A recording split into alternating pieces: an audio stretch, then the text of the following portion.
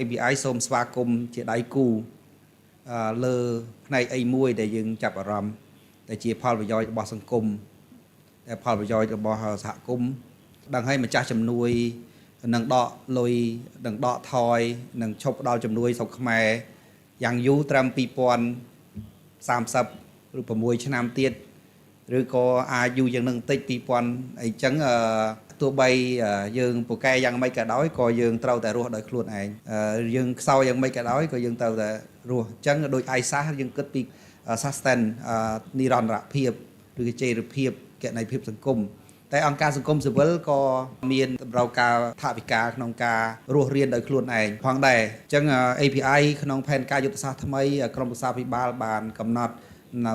មុខងារបន្ថែមលើពីការងារអភិបាលកិច្ចល្អគណនេយ្យភាពសង្គមលើកកម្ពស់សិទ្ធិមនុស្សនិងបរិស្ថានអ្វីដែលយើងថ្មីមួយទៀតគឺមុខងារសេវាកម្មប្រឹក្សាយោបល់ផ្នែកអាជីវកម្មតែអាជីវកម្មនេះដោយខាងសុភ័ណ្ឌបានបង្ហាញដាក់លក់សេវាមួយគឺប្រព័ន្ធទិន្នន័យគ្រប់គ្រងទិន្នន័យអនឡាញអញ្ចឹងស្ថាប័នរដ្ឋឬសង្គមស៊ីវិលវិស័យឯកជនដែលត្រូវការប្រព័ន្ធទិន្នន័យគ្រប់គ្រងខាងខ្ញុំបានសេវា full ហ្មងគឺថាគ្រប់គ្រងទិន្នន័យលក់សេវាជូនហើយធូរថ្លៃខ្ញុំនិយាយចឹងបានតែឲ្យ system តាម standard subscription ឬក៏ customize ហើយយើងខាងយើងមាន IT យើងមានអី maintenance ជូនហើយយើងត្រូវការសេវាបញ្ចូលទិន្នន័យគ្រប់គ្រងទិន្នន័យអីយើងឃើញថាអង្គការមួយចំនួនជាភាសាអង្គការគឺពេលធ្វើរបាយការណ៍ពិបាករកទិន្នន័យត្រឹមត្រូវហើយទាន់ពេលអញ្ចឹងខាងអង្គការ API យើងមានបទពិសោធន៍10ឆ្នាំផលិតប្រព័ន្ធទិន្នន័យផ្ទៃក្នុងឥឡូវយើងដល់ពេលដែលយើងយកជូនស្ថាប័នដែលត្រូវការដើម្បីប្រើប្រាស់គ្រប់គ្រងទិន្នន័យក្នុងការលក់ធូរថ្លៃអាចថាអ្នកដែលអត់មានលុយយើងប្រើ system ដែលមានស្រាប់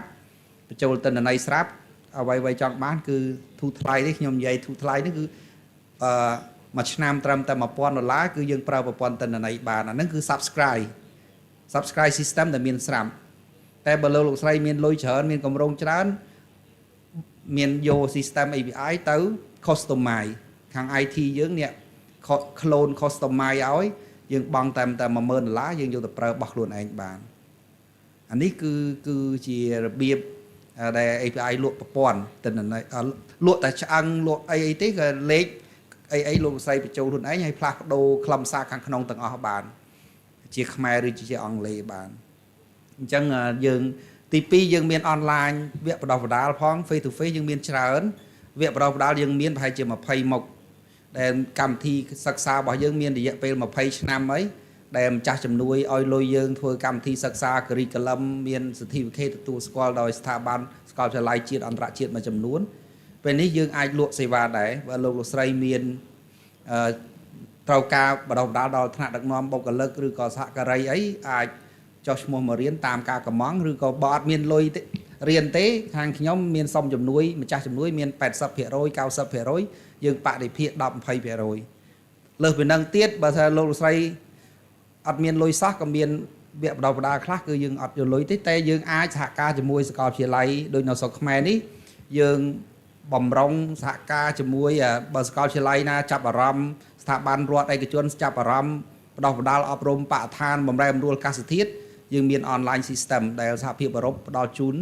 បណ្ដុះបណ្ដាលមកអាស៊ានអញ្ចឹងយើងបណ្ដុះបណ្ដាលនៅសាកលវិទ្យាល័យនិង high school ណាដែលចង់បណ្ដុះបណ្ដាលបុគ្គលិកយុវជនយើងពីអប់រំអាកាសធាតុបម្រែបម្រួលអាកាសធាតុឬក៏មិនមានប្រព័ន្ធ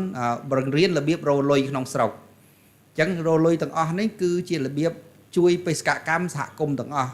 មិនមែនរលុយចូលជាលក្ខណៈបុគ្គលទេនេះជាការរបៀបរលុយបែបវិជ្ជាជីវៈហើយរលុយជួយស្ថាប័នបាទសំណើដោយដុកទ័រដុល្លយគាត់បង្ហាញព្រឹកមិញថាបើយើងចង់ធ្វើអីរឿងភូមិឆ្លាតវៃគេមានលុយមួយឆ្នាំ3កោតឬក៏3 billion ប៉ុន្តែតើលុយនឹងបានដោយរបៀបណាតើយើងដាក់សំណើធ្វើគម្រោងអញ្ចឹងអង្គការ API រីករាយសហការជាមួយរដ្ឋាភិបាលជាមួយវិស័យឯកជនសាកលវិទ្យាល័យក្រុមហ៊ុនឯកជនជាតិអន្តរជាតិជាដៃគូក្នុងការយើង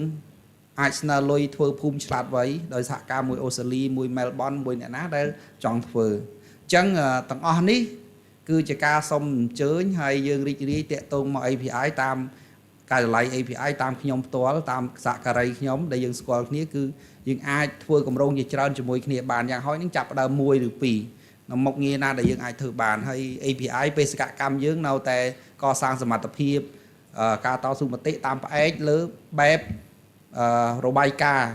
ឆ្លោះបញ្ចាំងពីពលរដ្ឋមតិពលរដ្ឋយើងមិនធ្វើតស៊ូមតិដោយមតិយើងទេគឺតស៊ូមតិតាមរបាយការណ៍ដែលយើងមានសិក្សាស្រាវជ្រាវដោយមួយល្ងាចនេះអញ្ចឹង API យើងធ្វើការងារតស៊ូមតិបែបភាពជាដៃគូបែបទន់ភ្លន់ប៉ុន្តែផ្អែកលើភស្តុតាងច្បាស់លាស់ដើម្បីអាចអ្នកផ្ដល់សេវាមើលឃើញលេខយើងពេញចិត្តយើងមិនពេញចិត្តយុត្តិធម៌ឬមិនយុត្តិធម៌គឺពលរដ្ឋអ្នកដាក់ពិន្ទុវិតម្លៃឲ្យយើងអានេះជាមតិពលរដ្ឋអញ្ចឹងមិនមែនមតិអង្គការ API ទេតែយើងព្យាយាមប្រមូលទិន្នន័យទាំងអស់ហ្នឹងដើម្បីជូនជាព័ត៌មានជូនជារបាយការណ៍ជូនដល់រដ្ឋាភិបាលនិងក្រសួងពាក់ព័ន្ធនេះជារបៀបដែលតស៊ូមតិរបស់ API ដែលទៅធ្វើកន្លងមកហើយយើងធ្វើការជាដៃគូមួយអាជ្ញាធរមូលដ្ឋានលើគ្រប់គម្រោងដោះស្រាយបញ្ហាជាច្រើនក្នុងមួយឆ្នាំយើងដោះស្រាយបញ្ហាបានប្រហែលជា100ករណីជាមួយអាជ្ញាធរមូលដ្ឋាន